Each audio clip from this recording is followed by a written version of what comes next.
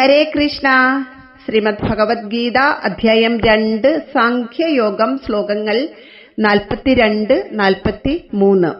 യാമിമാം പുഷ്പിതാം വാചം പ്രവദന്ത്യവിവച്ഛിതഃ വേദവാദരഥാ പാർത്ഥ നാന്യദസ്തീതി ബാധിനഃ കാമാത്മാനഃ സ്വർഗപര ജന്മകർമ്മഫലപ്രദാം ക്രിയാവിശേഷബഹുലാം ഭോഗൈശ്വര്യഗതിം പ്രതി.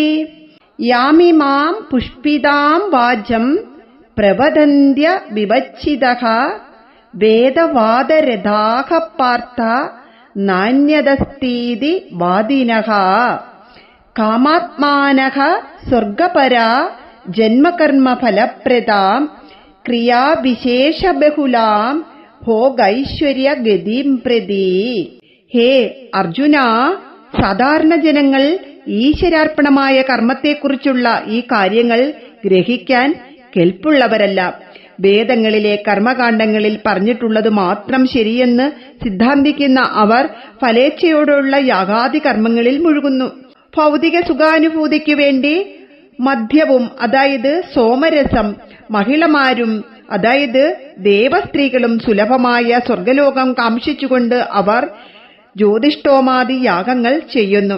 സാധാരണ ജനങ്ങൾ വേദങ്ങളുടെ ലക്ഷ്യം തന്നെ സ്വർഗലോക പ്രാപ്തിയാണെന്ന് തെറ്റിദ്ധരിക്കുന്നു.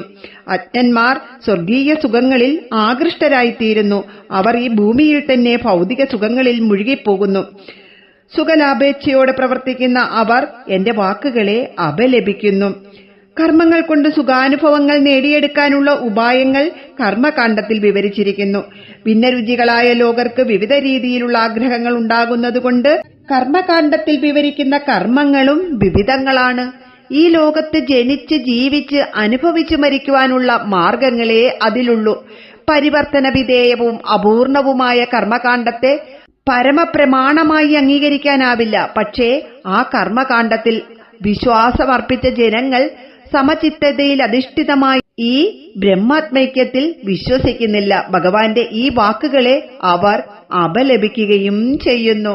ഭഗവാൻ പറയുകയാണ്, അർജുന, മൂഢന്മാര് എന്റെ വാക്കുകളെ തള്ളിക്കളയുന്നു എന്ന്.